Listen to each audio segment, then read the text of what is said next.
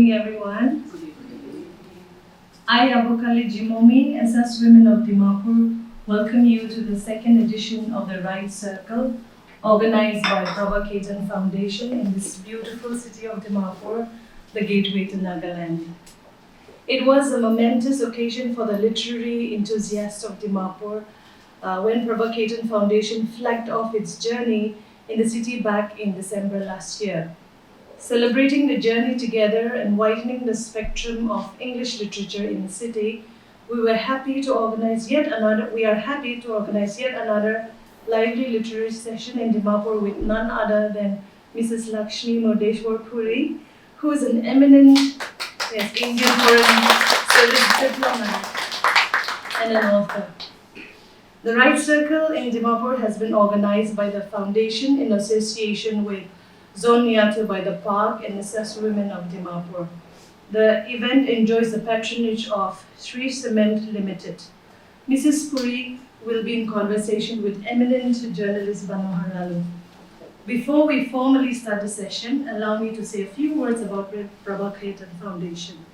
Prabha Ketan Foundation is a Kolkata-based non-profit trust founded by an eminent Indian literature, entrepreneur, philanthropist, social activist, and feminist, late Dr. Prabha Ketan, back in the 1980s. The sense of the foundation is a soulful amalgamation of the multicultural diversities of India.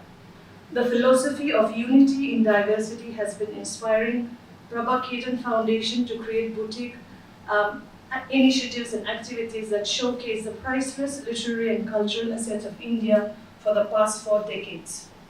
Prabha Ketan Foundation is active in more than 50 cities in the country and abroad. The Foundation's initiatives provide a platform that connects thinkers, writers, poets, artists, intellectuals, and cultural enthusiasts of India through events, festivals, and endeavors in the domain of literature.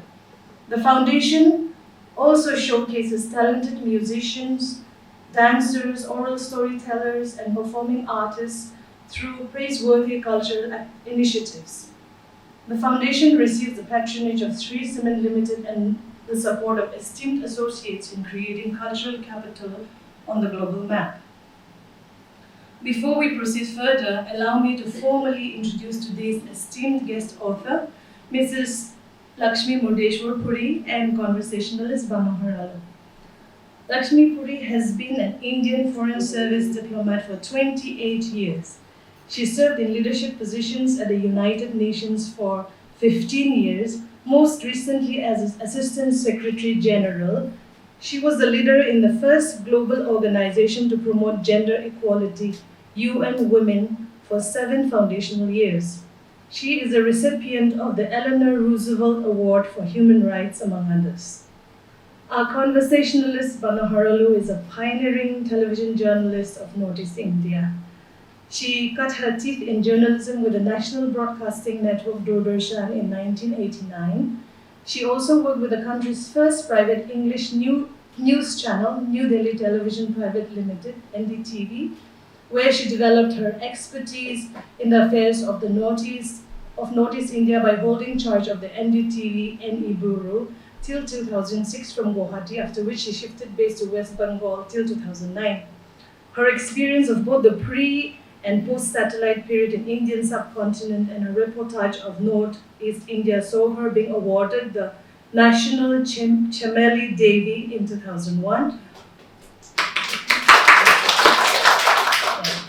for interpreting the region to itself and to the rest of the country. She returned to Nagaland in 2010 to begin work in environment conservation. She led the Friends of the Amur Falcon campaign in 2013 with colleagues from Conservation India, scripting India's most successful conservation story in recent decades. Currently, she heads the Wildlife Conservation Society India Nagaland Conservation and Livelihood Program with communities along the fringe of the Intangi National Park in Bering District, Nagaland. Now, without further ado, I request Banohar Lalu to make the start to an amazing rendezvous with Mrs. Puri. Over to you, Ms. Lalu. A kind request to all of you to kindly switch off your mobile phones or keep them on silent. Enjoy the conversation. Thank you. Good evening to the Right Circle and the Prabhakaitan Foundation for this opportunity. It's a privilege for me, ma'am, to be in conversation with you this evening. And I know you had a very dramatic journey arriving here this evening, and we are so glad that everyone is safe and you were able to make it. And so you just experienced some of the erratic journey across this region. But this evening, we will be speaking with Mrs. Lakshmi Puri, as already introduced, a former diplomat and many years of experience in the world of diplomacy, and also as a career diplomat, but even as somebody who headed the United Nations Women Organization, and actually forging the UN equity for gender equity. So before we delve into our subject, of course the book, just a little background, ma'am, of what were your influences early on in life, and what really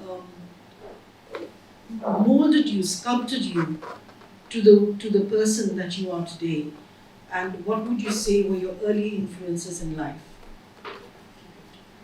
So good evening, namaskar.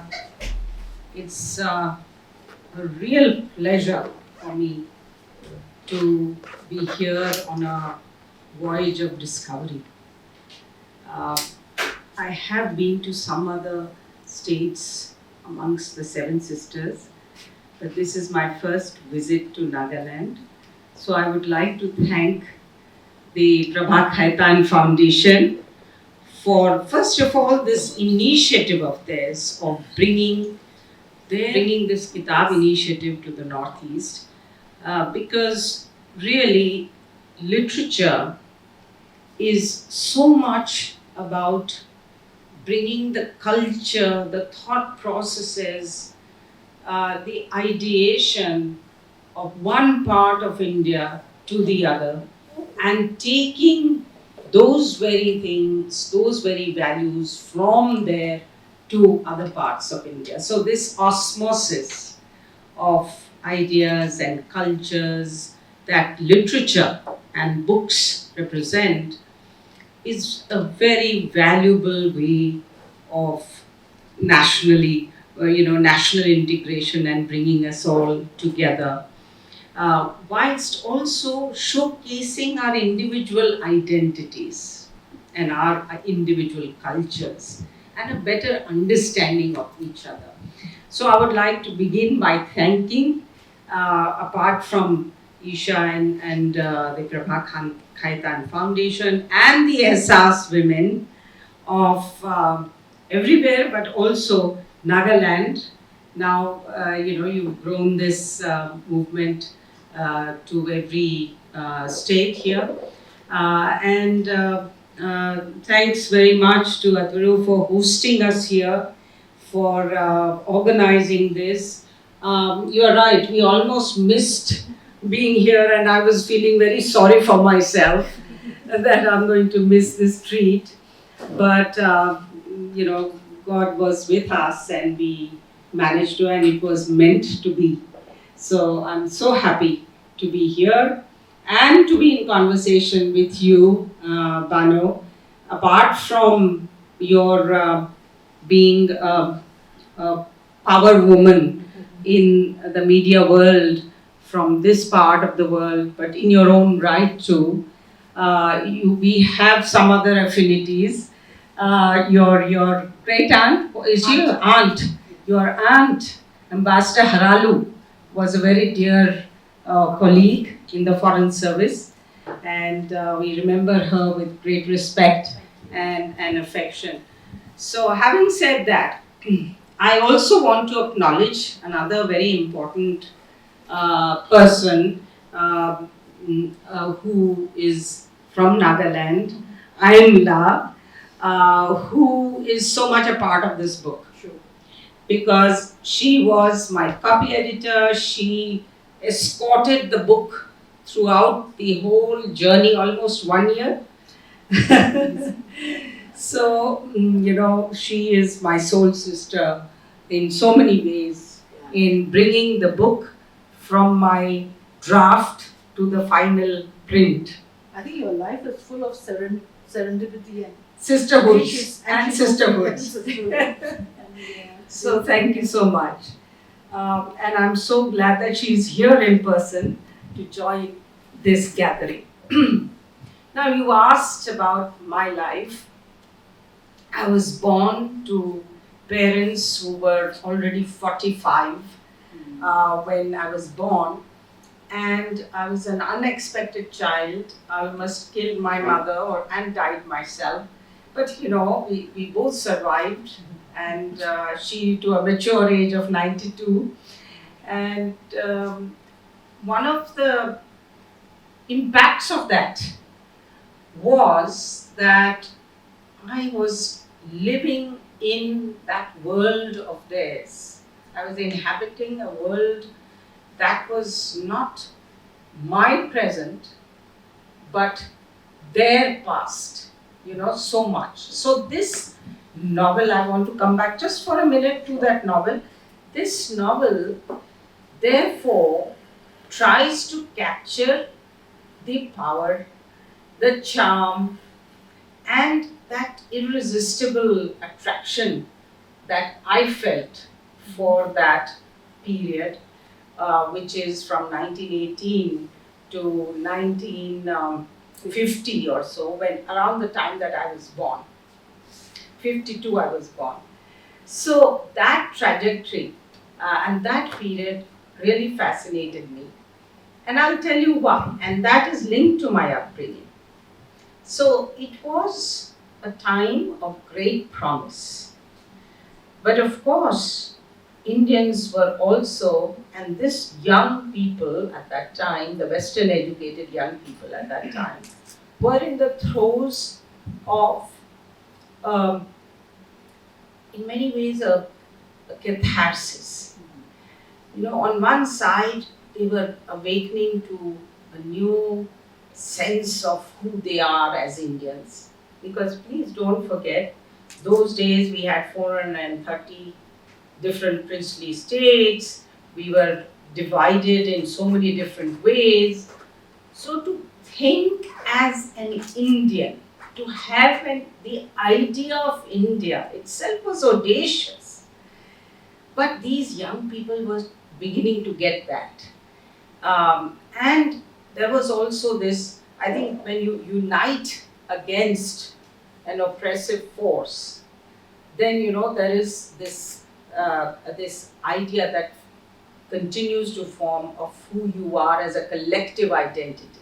So this sense of collective identity that started growing, the nationalism that started brewing in the youth at that time, became an amazing force to support the big leaders at that time of the national movement. So my parents were part of that. So I was very influenced by their romance, as somebody said, their romance, not only their love story, which was very much an exemplar for not only for me and my generation, but even today. And that's what I have tried to capture here. But also their romance with the idea of India. So I carry that with me, whether it was as a young girl, in LSR, there is a book called Delhi University 100 Glorious Years, and I've contributed an article in that. It's Rupa Publications. And in that I have charted what were the influences. Both my parents were feminists, so that was a very major. We were only girls, the three of us, the three daughters that they had, and they wanted each one of us to be someone in our own right. And they never talked about marriage.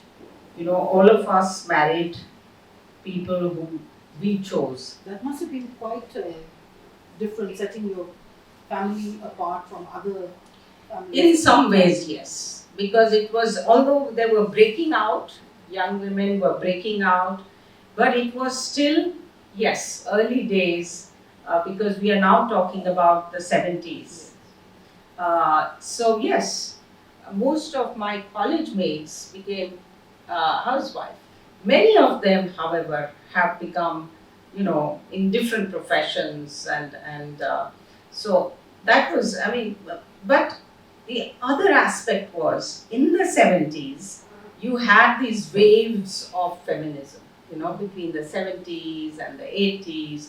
And in college days, we were very influenced by this. Lady Shri Ram College is where I went, and we were very influenced by that. And then I went to Mater Dei Convent School, which also had this very Christian ambiance. At the same time, of course, our curriculum covered everything, Sanskrit and everything. And so all of that, the English, also we had a mother, Irish nun as the mother superior. So in fact, my daughters joke that when I try to give dating advice, my daughters joke and they say, you are hardly qualified to give dating advice because you grew up as a nun. You first went to all girls school and then you went to Lady Shri Ram College, which is a women's. women's. Yes. So, so we were very influenced by that. And it was during the 1971 war.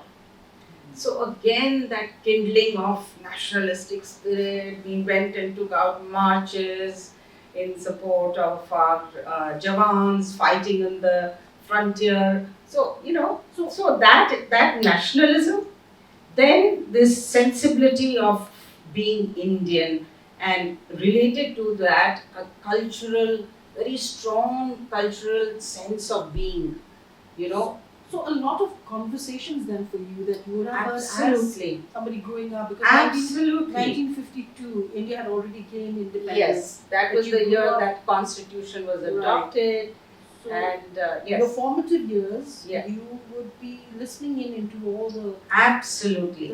Is that where you Yes. were able to? Yes.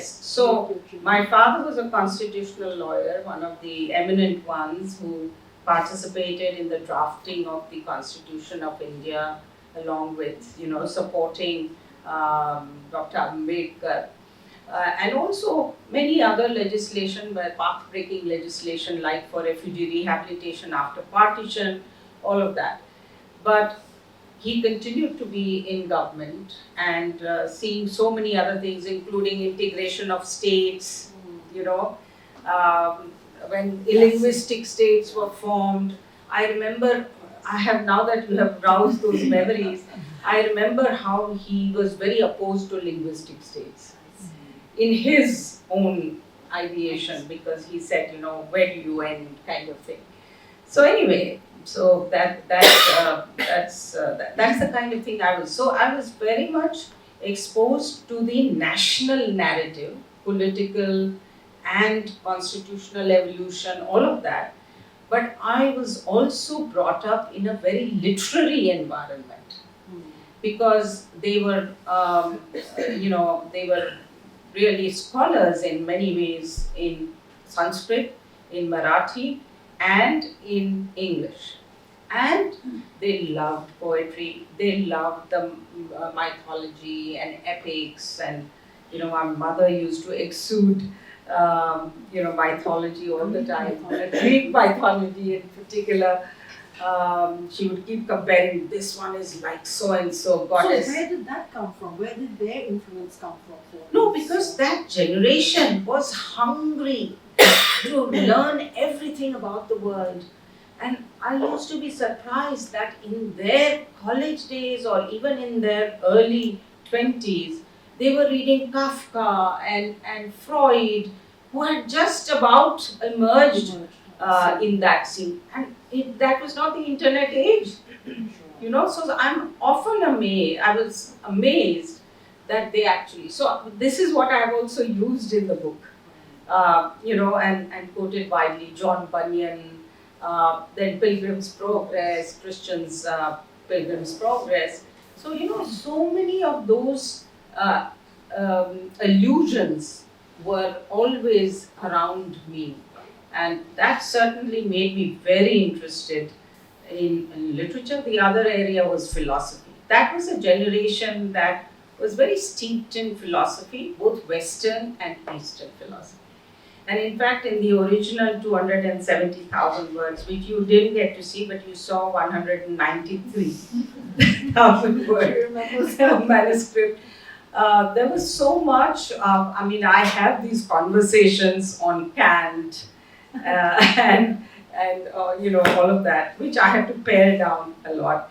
But yes, Bertrand Russell and all these other philosophers were very much a part of what my parents made sure we read, and the spiritualism. I think mysticism, spiritualism. My father more than my mother. My mother was not ritualistic at all, and she didn't. She was not very overtly, religious. In fact, very practical. Wouldn't ever keep a fast, things like that. But my father was the one who would, in the morning, do his little puja, in the evening do. So I picked that up from him, and I must confess, I do my little aarti in the evening, and I have events, and I go to temples, and I have not that it is everyday temple or every week temple, but I went to Kamakya, and also it's not only temple. When I go to any place which has a sacred place, whether it's a church, whether it is a mosque in Cairo, I go and I just feel a connect, a spiritual connect, and I want to feel the vibrations and the blessing.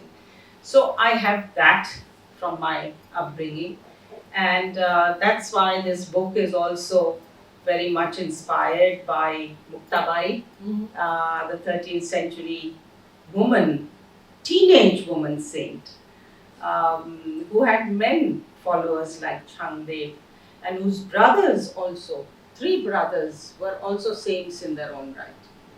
Yes, but because of that, she was rather neglected, but now she has been kind of incarnated as a Chandi Devi, Adi Devi, and she has a few temples here and there I'm sure your in book is Pandapur. going to So, add to that.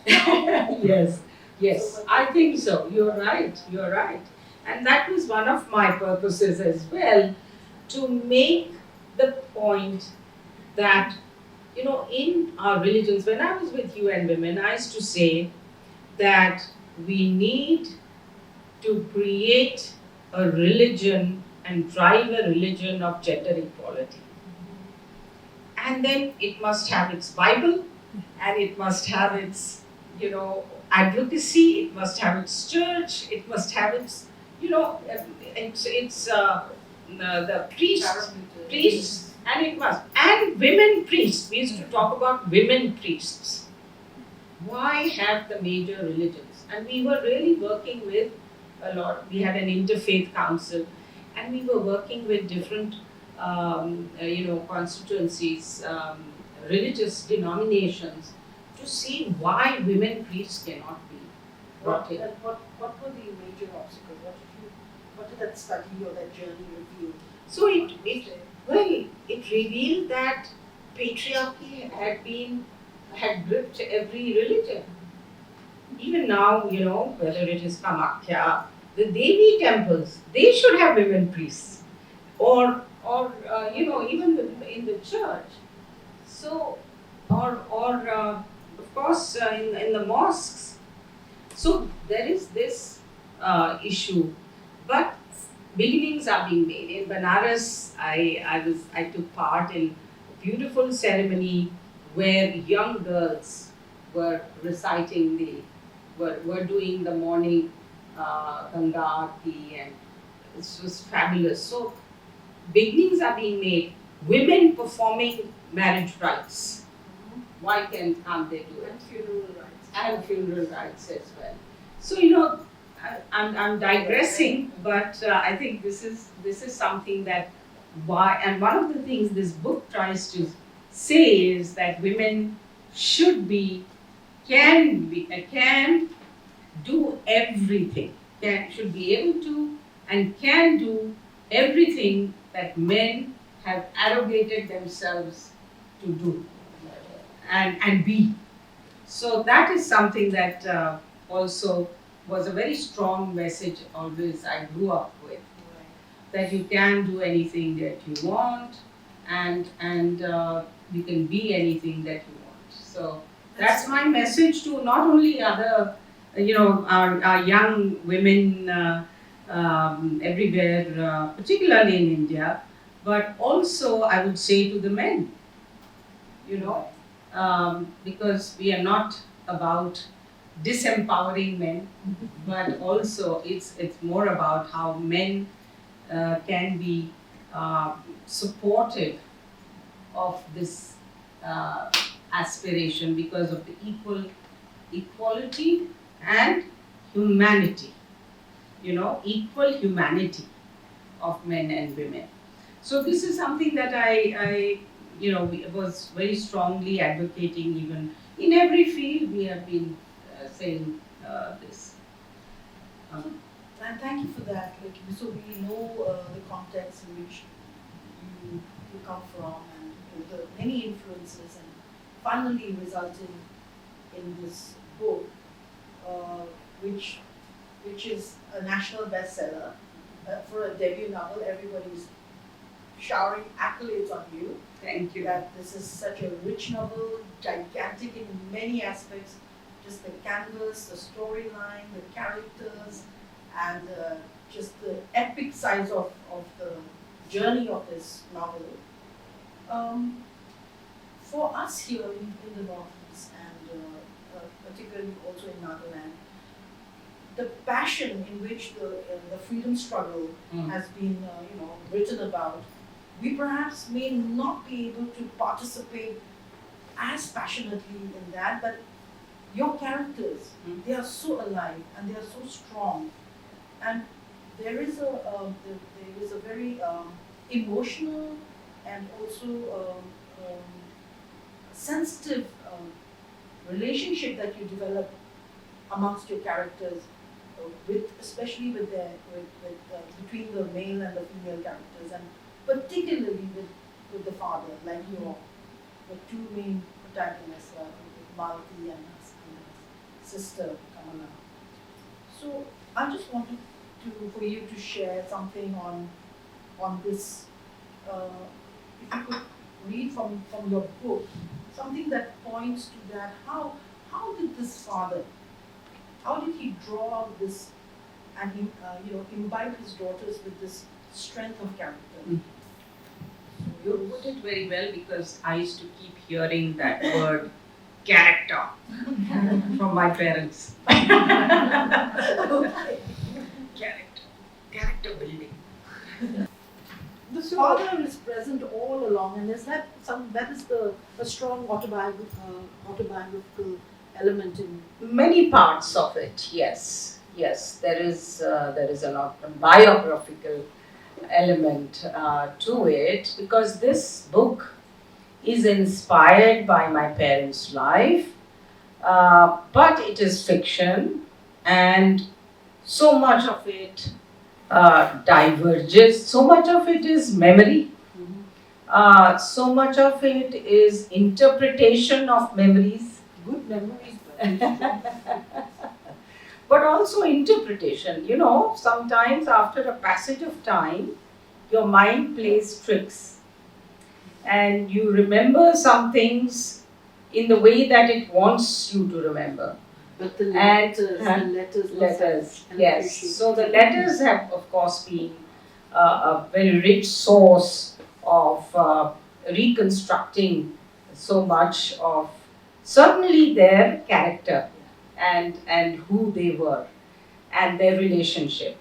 My parents' relationship and Guru and Malti's relationship in the novel, but also a lot of it is imagination and where perhaps I wanted some of those characters to go. Like my mother's unfulfilled dream of having a legal career, because she gave up. In reality, she gave it up. So there are many divergences, but yes, it is at the core, at the kernel, it is very much their story and a tribute to them and their lives, which were extraordinary. They were in many ways a heroes and hero and shiro. And their personal history and her story were very much linked to the history of India at that time. So, and they made that contribution. So now going back to Baba as a character, I always emphasize the importance of fathers in both, in parenting in general, but both for boys and girls. And how, in the case of boys, how they treat women, whether it's their sister, their mother, their daughters when they grow up, their friends, women friends, their lovers, their wives. Father is a very strong influence and a role model. Similarly, how a father empowers his girls. What does he tell them about who they are and what they can be is critical in the way women, girls grow up to be empowered women.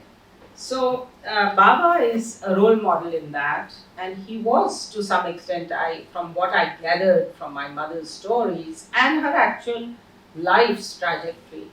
Because here is a man who is a farmer in a village, but he's influenced by social reformers in Ratnagiri, because Ratnagiri was the hotbed of social reform at that time. Maharshi Karve, Mahatma Phule, the great social reformers who advocated, Maharshi Karve set up the first women's university. Imagine in 1916, this was 1918 or so. 1918 he set up.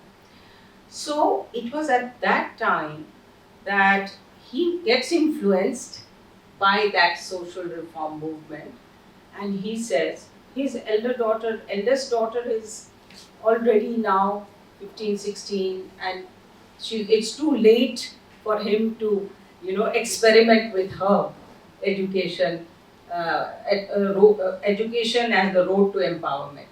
So he now turns to his two younger daughters, whom he insists on sending to a school which has 60 boys, and these are the two girls alone.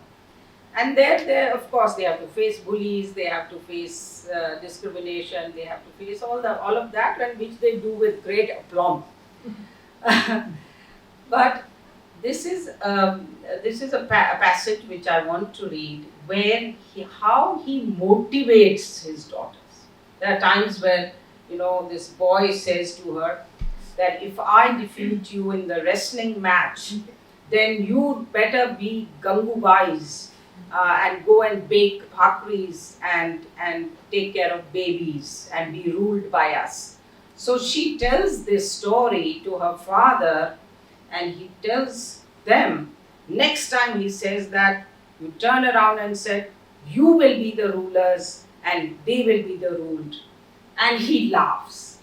And what I say in the novel is that Malti and Kamla never forget the sound of that laughter, because it was something that really energized them for life. So this is a passage where the girls are taken by their friend, who's this very my favorite character. I don't know what you think of her, but I love Sarla, although she's a tragic heroine.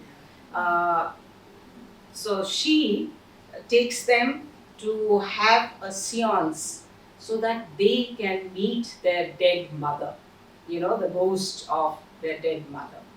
So they go up a hill and they stand before a goddess temple, a goddess idol, and this is what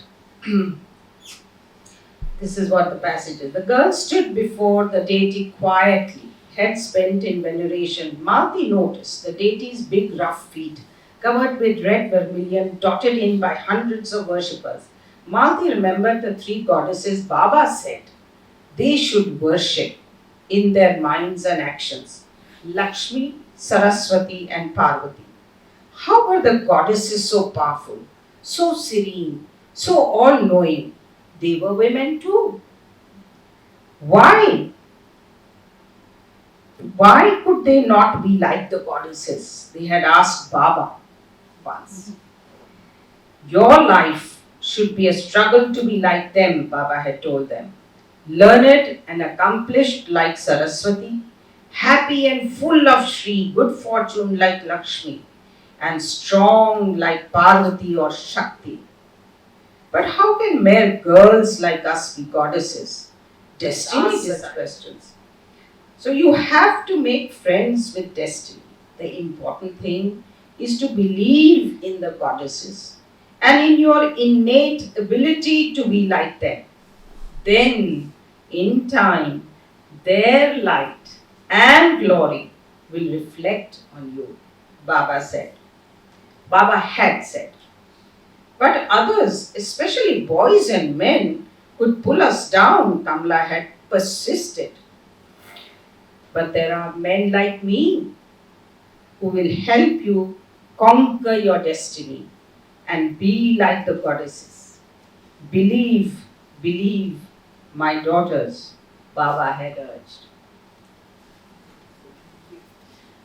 So this theme of this relationships very strong right across the book. But then again, like you seem to draw out even everybody is strong. Everybody is an ordinary but an extraordinary person, character in their own rights. And in the meeting of the girls in a very unlikely person from whom the title of this book emerges, Muktabai. She quotes Muktabai, Swapna. Why did you choose Swapna to be saying those words, which the verses, the abhang as you call it? She recited. So I can only tell you that, Muktabai, I have sometimes these kind of mystical experiences where, goddesses come to me or gods come to me, or, all of us have those epiphanies. And during the writing of this novel, a lot of those happened. And I had other titles in mind, but the title is one thing, but using this abhang, she just appeared to me and said, you must, you must have this as your inspiration. So why I chose, because this is, you see, the girls, this is a story I'm sure most of you haven't read the book, so I must explain that the girls are after their mother's death, the father decides that in order to escape child marriage and child motherhood, that they will go into orphanage cum school, a boarding school, in distant Indore, away from Ratnagiri. And so these girls, the first night, they are initiated by this, I like this character very much also, Shaila. But then you will say, which character don't I like? Because, every creature, like to a mother, every child is precious in its own way. All of them are precious to me. But this other character, she's an orphan. And she's very intelligent and beautiful, and she becomes the leader and she initiates them. And it's the first day of they call it the buzzing bee. After the lights are out, each one sings or tells a story how they came to the orphanage. Now, these two girls have a father, so they are a half orphans, as they call themselves. But the others are Palna orphans, the cradle, who were left in the wicker basket outside the orphanage. So the others tell stories, make up beautiful stories about how they came there and what's going to happen. So one of them is Swapna, who recites this Abhanga and says, miracle is going to happen and I'm going to meet my parents and, they're going to come and claim me and I'm going to be that aunt who flies into the sky. So that's when, for the first time, Malti and Kamla listen to this Abhanga. And they are fascinated by it. And it becomes an inspiration for the rest of them. So it is a leitmotif throughout. And do you want me to recite the Abhanga? We will have the pleasure. Shall I straight away come to the English, or you want me to also do I the think Marathi? we've never heard the Marathi. So it is Mungi urali akashi, tine gille suryashi, thor navlav zhala, vasaputra prasavla, vinchu patala sizai, shesh matha bandi pai, mashi vyali, घार झाली, देखो नी बुक्ताई हसी. So the ant flies into the sky. She swallows the sun. Another miracle. A barren woman gives birth to a son. The scorpion burrows down to the nether realms. The housefly, the snake king Shesha, bows his head at its feet. The housefly gives birth or begets a hawk. Muktabai sees all, Muktabai loves. In addition to everything, what a memory. Really, so strong, so vivid. So that the idea is that if you have faith, if you dare, if you persevere, you can attain anything that seems impossible given your circumstance or your ability or your sense that I may not be able to do this. But then if you do these, have faith, and in her case of course it was Vithoba, the god that she worshipped. But so that is the message. And my characters, as you said, all women characters are strong. My women characters, most of them have that burning desire to, break boundaries and fly into the sky and do the impossible and swallow the sun. And so do you. I mean, this for you, was it a swallow the sun moment? Absolutely, because it has been in my consciousness for so many decades. Then I started 100 pages I wrote in 2000 and then failed because after that I stopped, and for 20 years I didn't touch it. Balancing this and your career. Well, that's the excuse I gave. Now I look back, I'm ashamed that I didn't do it earlier.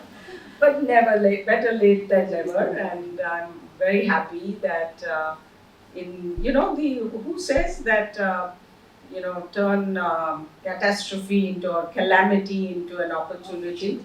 So I was happy that COVID came, and that was a moment of truth.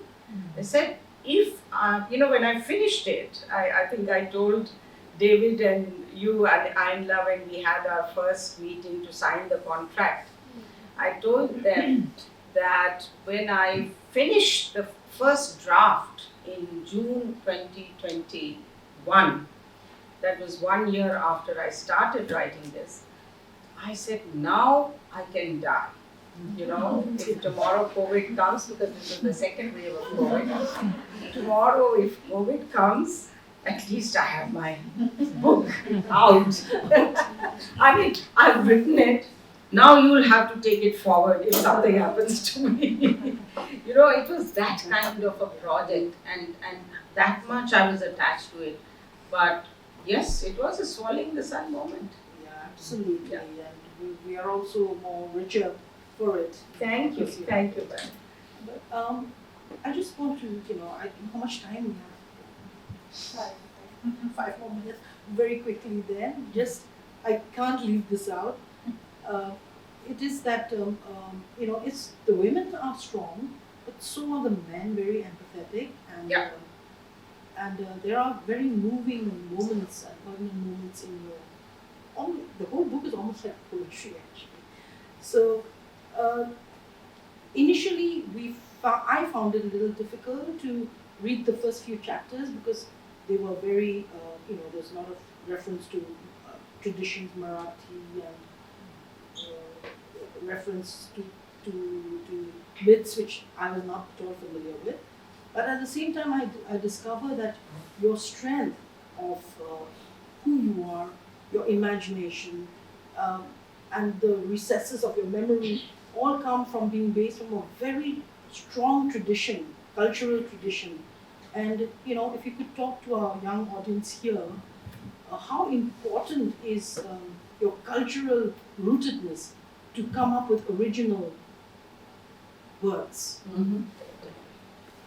No, you see, many people have asked me this, that you've been in the global arena, you've been in the UN for 15 years, in a multicultural global context, and then you have also been a diplomat, Indian diplomat in different countries. How come you come back and write a book like this, which is so Indian? One of in Guwahati, Dr. Gora, who is the doyen of Assamese literature, he said that this is such an Indian book. It's an Indian novel. I think that is I would say that is the strength and the beauty of this book. But also, what I have done is to use tradition, our own literary and ideational tradition, to show and prove that these are as relevant today and that they validate modern ideas and that they have been misinterpreted in the past to justify whether it's patriarchy or whether to justify social injustice or whether it is caste system, whether it is anything else.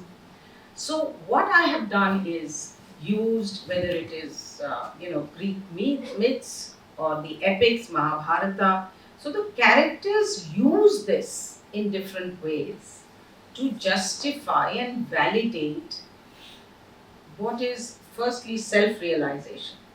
The right of everyone to realize their potential. The humanities, the human spirit being irrepressible and that it must triumph in the end. All of these ideas are very much rooted in our own tradition, but somehow some other interpretations have either been given or prevailed. So I've invoked that. So that is a very important aspect of why I've used. Now, poetry, I think if we have a little time, I would like to very much draw upon and seek your indulgence in. So the mother thing we don't have time for. Yes, we don't have time for. We wanted to talk about a portion where the mother, the umbilical cord, the mother connection remains throughout your life. There are some very moving passages where the two, Malati and later on he becomes her husband. Yeah, Guru. Yes, share. Yeah. So there is a poem which, I have used poetry to highlight emotions, to mark major moments and turning points in the life of these characters. And poetry is used to, like Guru, when he proposes, for the first time, he declares his love. And so that is on a beach.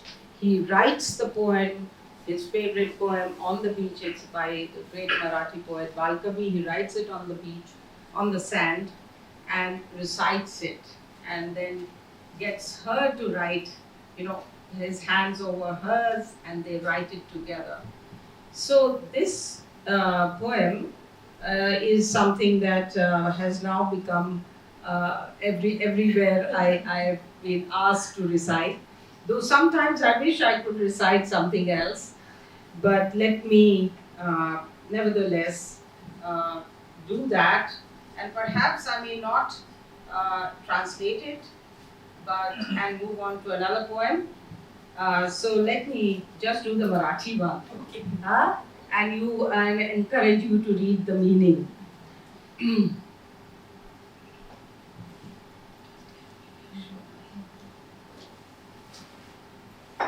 I've been battling a cold also, allergic cold, but touch wood, it's better here. Refreshing. Yes, I think.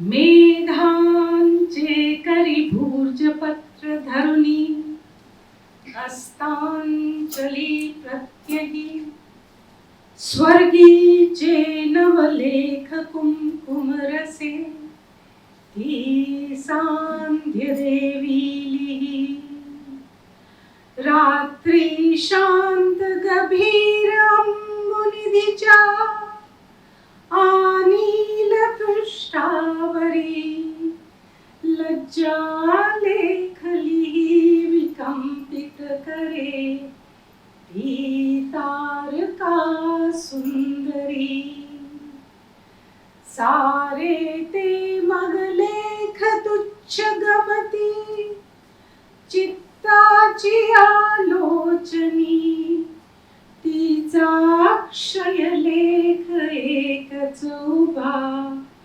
मी मग्न पारायणी. So this is that poem. Then there is, there is a scene where they are married, and then their daughter is in the boat with them, and the Guru sings this beautiful love song of the fisherman. You grew up in the fisherman?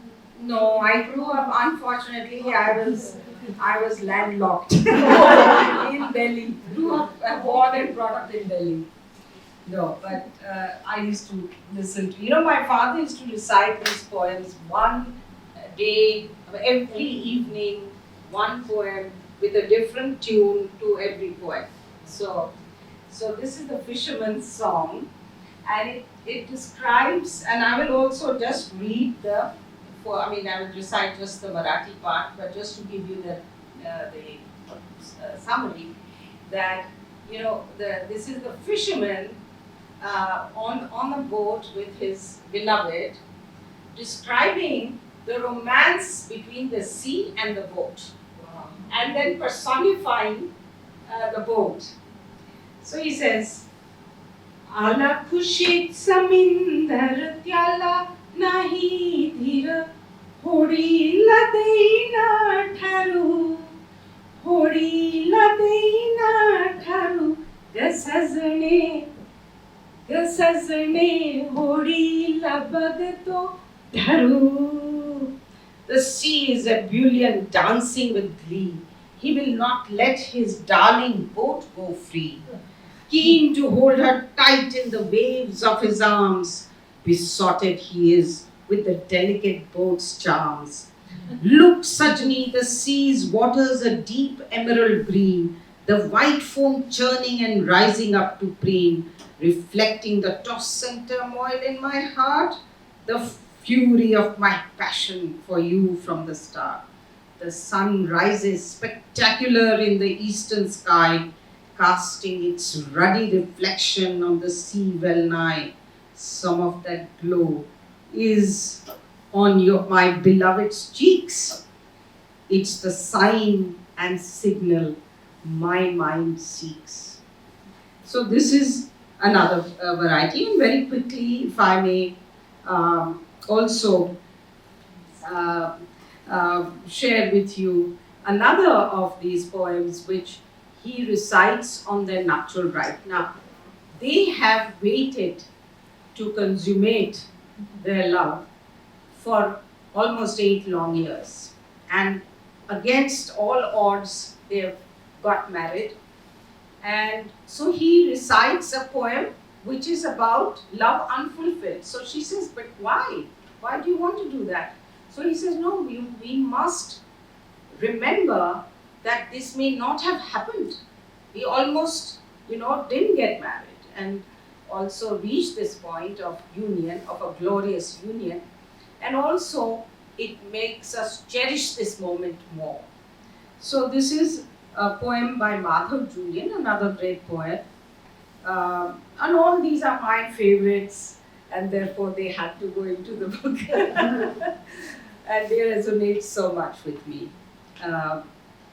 एकत्र गुंफुन जीवित धागे प्रीतीचे नर्तन नाचलो मागे एकटा उभा मी येथे भोवती शोधी प्रियते ना दिसे का कोठे सोडून गेली हसी न बोले न करे न केली होऊनी मग्न त्या क्षणी देशील खेव साजणी देशील न मग कसुनी खेव बांधतील वर तोरण देव बाजत जंगल मंगल गान कड्यातून खाली फेकून प्राण पाऊके समाधी सागरियन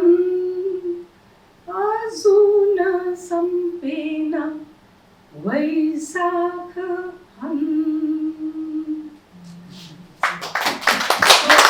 Just to very briefly translate, he says, so this is the pond, imagining how it is, caught in a wasteland, there has been no rain, but it's imagining, the pond is imagining that somehow the rain will come and it will flow out into the ocean. So the last para, the last one,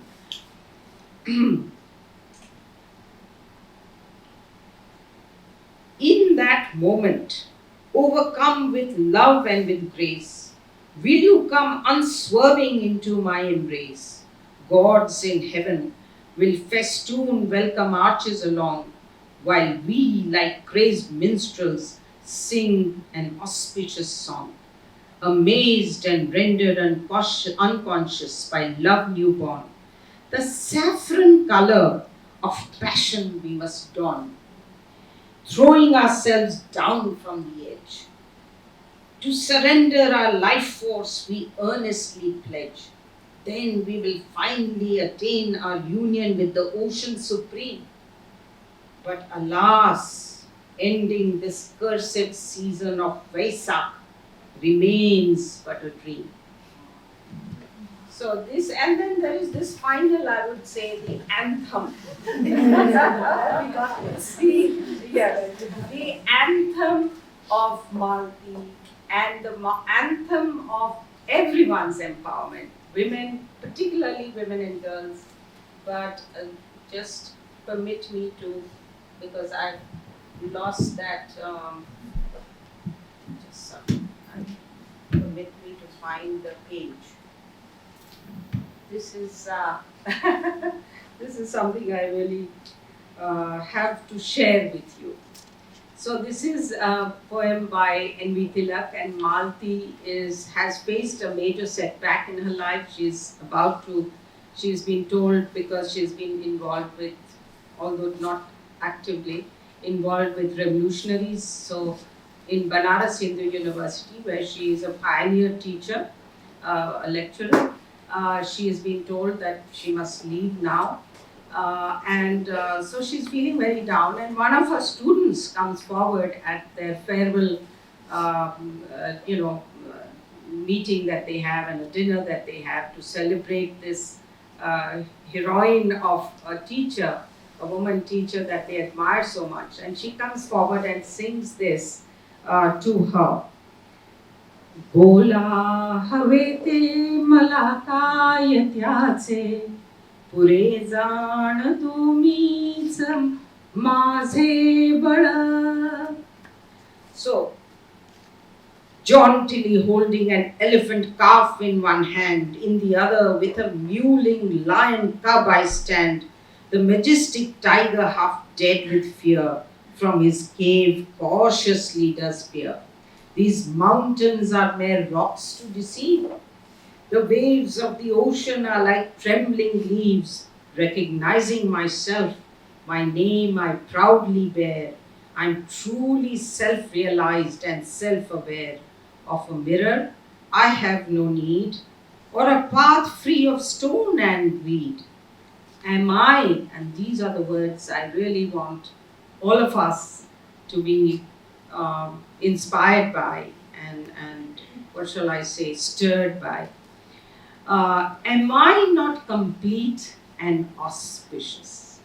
Because in many parts of India, we are told that women are not auspicious, girls are not auspicious, that having a girl child is not auspicious. But this is the message. Am I not complete and auspicious, of God's creatures felicitous? I have no more regard for your opinion. I well know my own strength, my dominion. And this is also about countries. It is also about peoples and the collective identities that we all cherish. And that I well know, we must all know our own strength and our own dominion. Thank you so much. For giving us the opportunity to be part of this literary evening, and for sharing so much of the richness of your being and all the images that you shared and all the poetry and all the memories that you brought with us here today. Thank you so much. And of course, there's so many other things we would like to talk about. And we've left out a few passages which we thought we would be reading this evening. But even then, thank you for your time and for visiting us here. And we hope to see you again. And we know that most probably this book is going to be made into a web series. Well, I'm in talks with a few parties, Yes, and we will definitely look forward to that. But I think we will look forward to more writings from you. Thank you. Thank you so Thank you. much. Please wish me well, because I don't think I can live another 20 years. So I better hurry up and try. I think the idea has already taken seed. Thank you so much. So are there, yes, questions? I think there will be some. Anyone has scheduled to come to us and read to us your passages. Although I wish I knew I understood Marathi. The way you delivered your poetry is just beautiful. Thank you for being with us tonight. Thank you so much. Thank you. I'm glad it resonated with you. Because, poetry and music has no boundaries.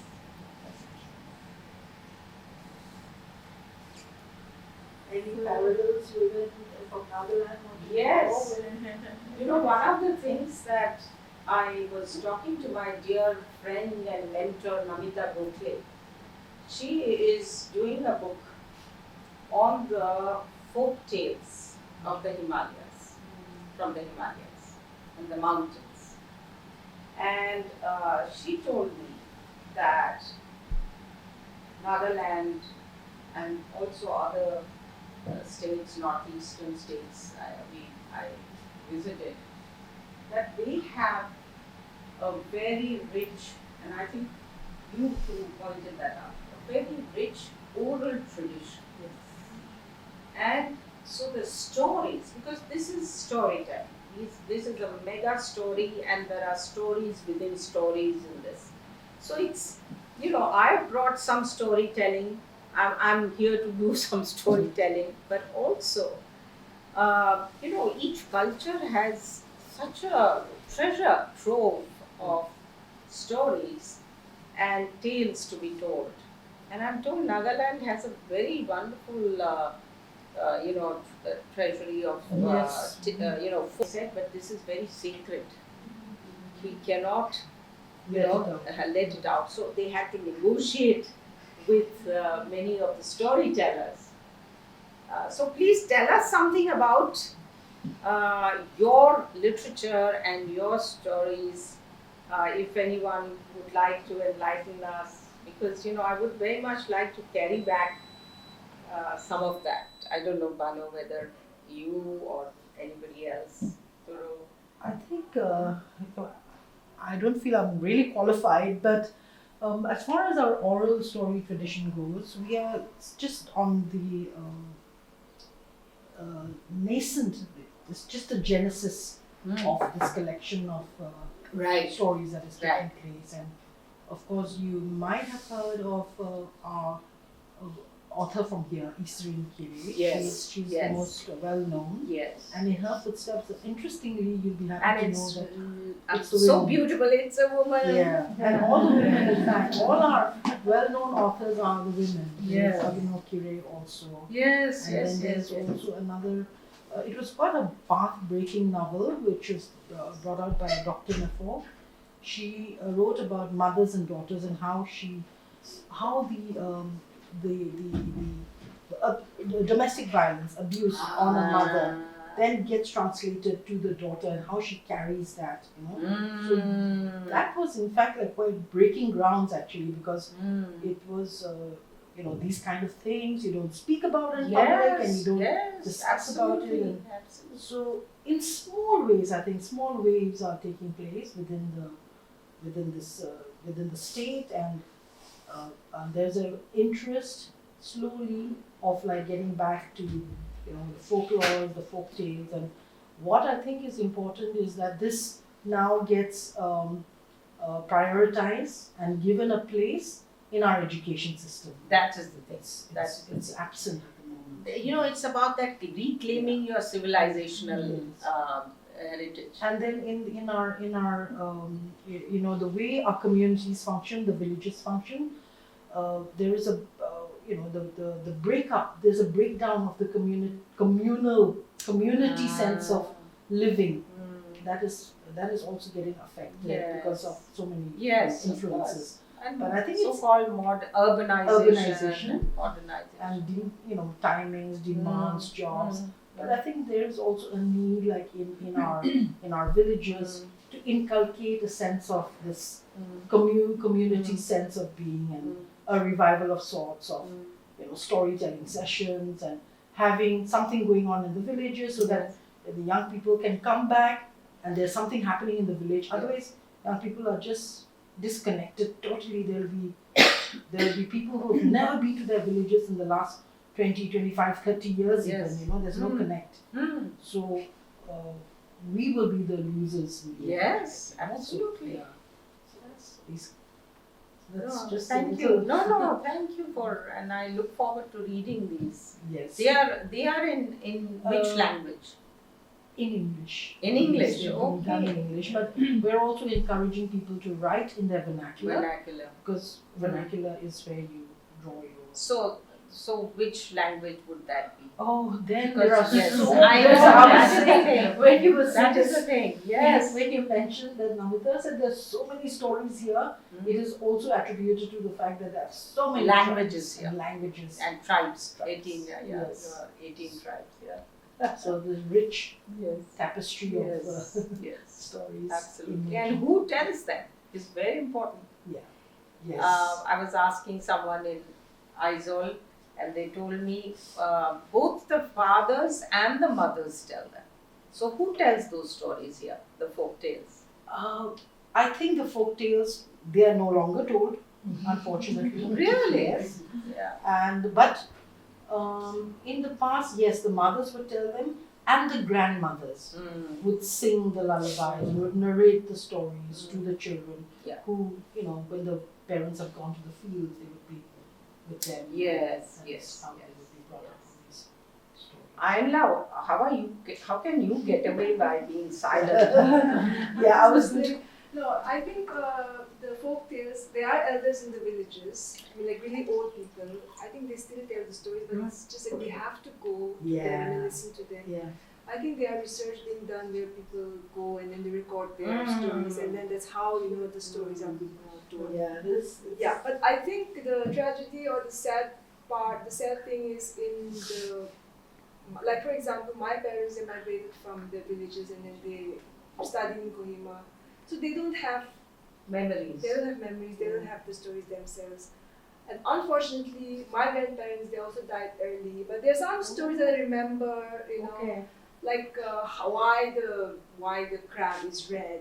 Because I think something, it was trying to climb up on that, we have this thing over the fireplace where you smoke meat. Yeah.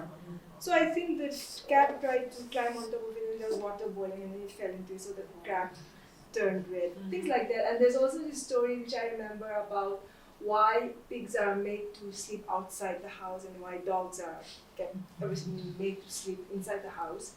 Apparently, in the olden days, both the pig and the dog were made to sleep outside.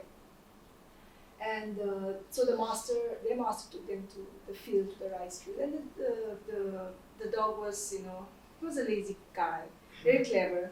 So the pig told the whole day, he worked in the fields, and then when it was time to leave, the dog got up and then left its footprints on the field. So then the master came back and then saw that he only saw the dog's footprints. So he scolded the pig and then, you lazy fellow, from this day onwards you sleep outside the house. And some bizarre stories that I still remember. So yeah. But I think like the Panchatantra stories. Yeah. But again, Jataka tales. like we said, there are so many tribes. So that's from my tribe, the Out tribe.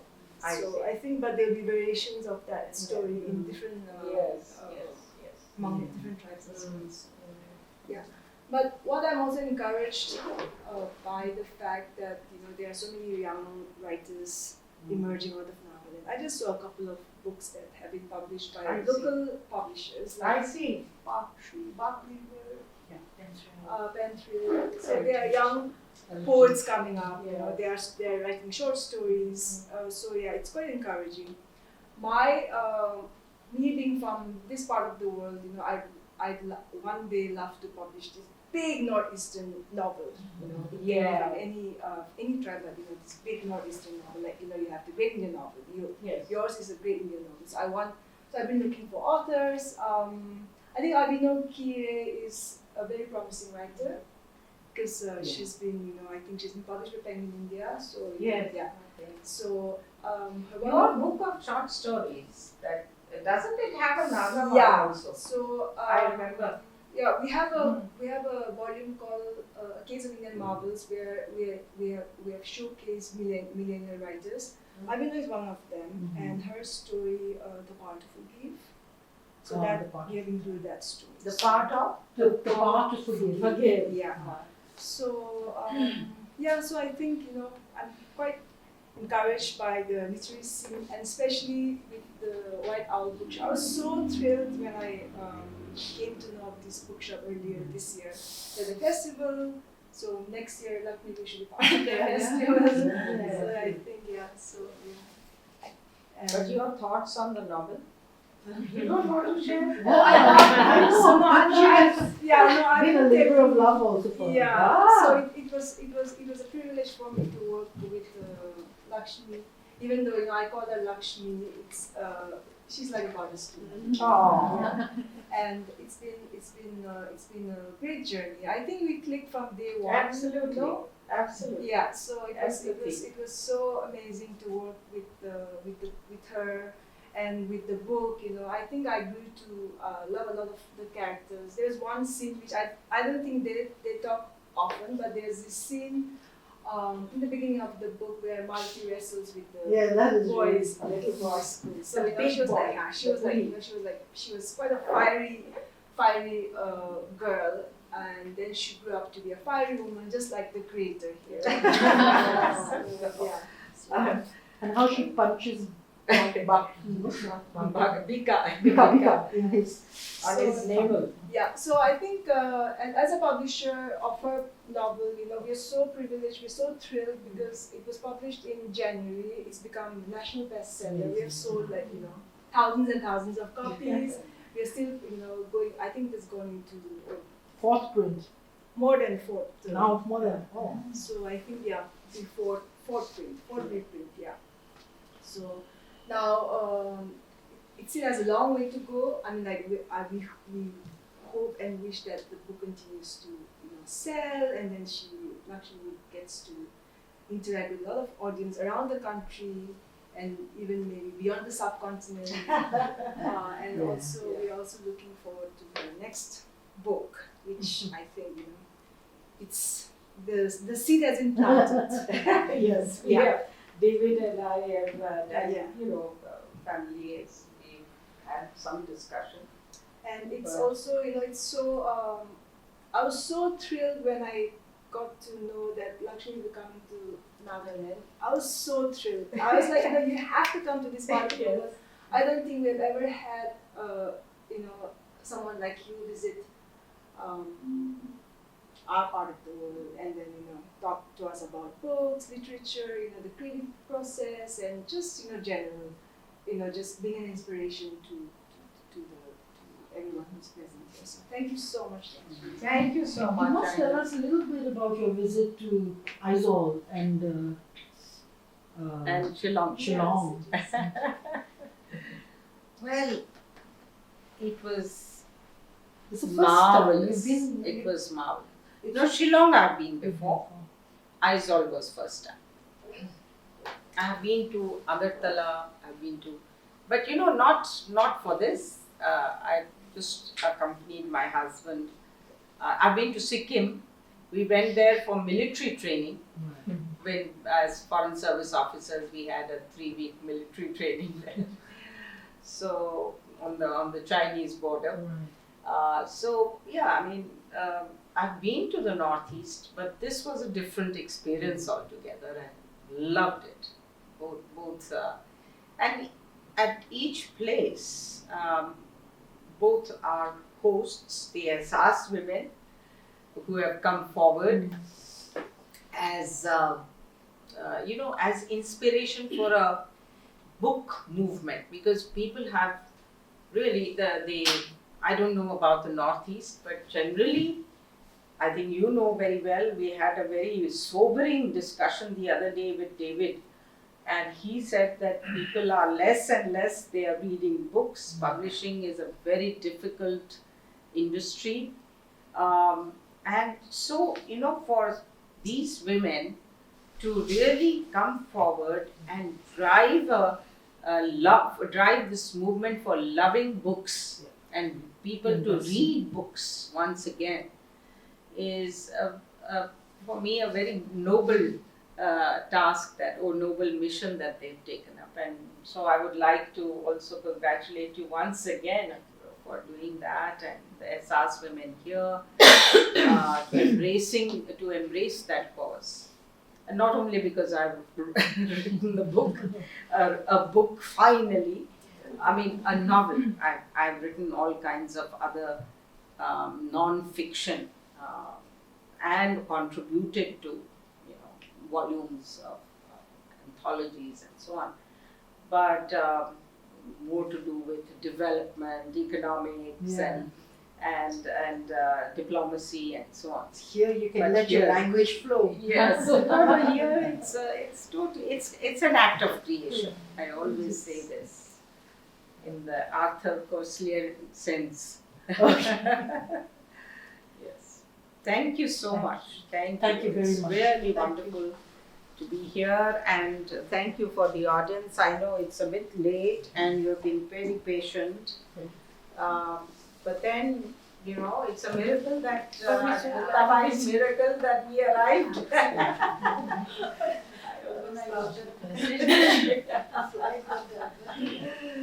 Yeah. But that storm did leave a lot of havoc in parts of the city. Really? Yeah. So, This you had a hailstorm? We had one just the day before. We had another one, not here, but there was another one. So I forgot in what context it was, but I really appreciated one of your comments about traditions or your heritage validating the present, but it is misunderstood.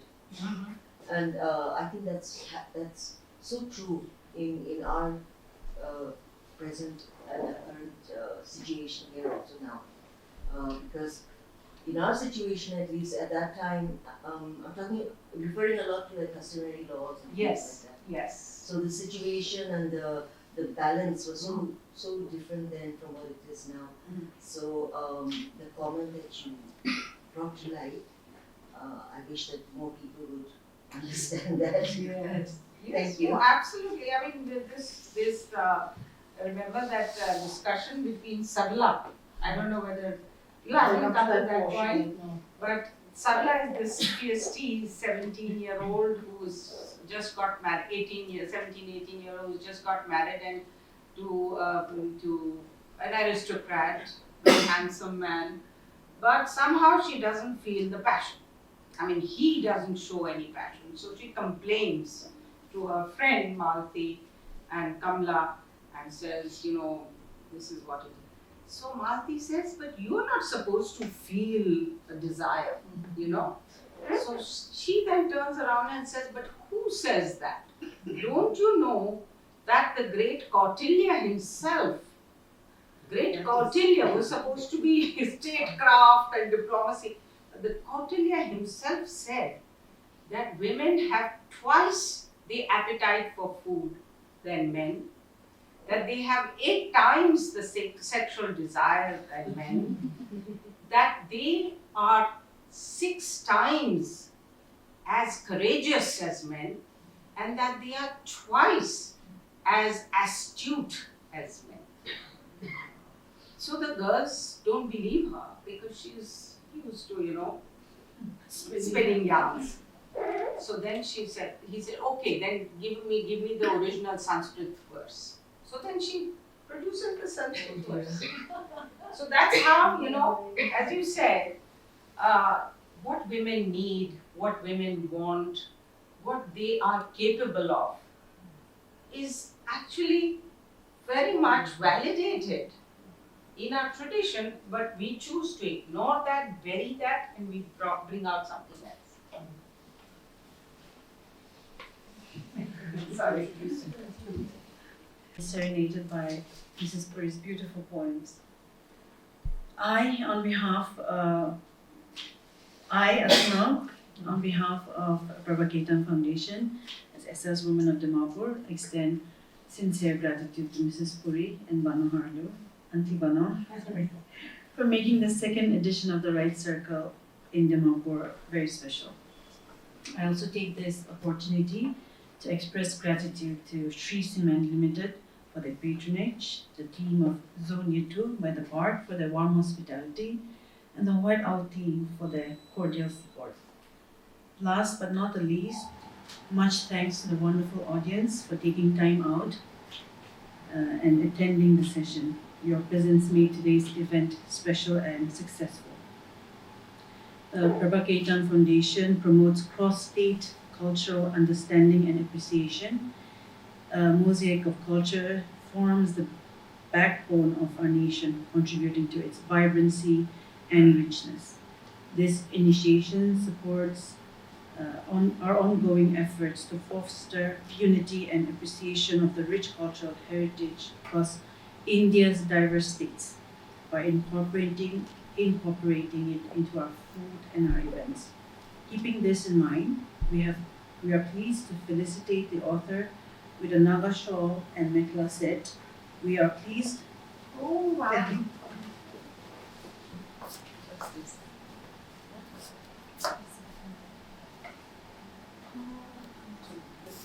I think tomorrow I'm going to put it on.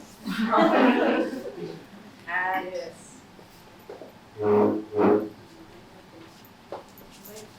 This reply is from the house.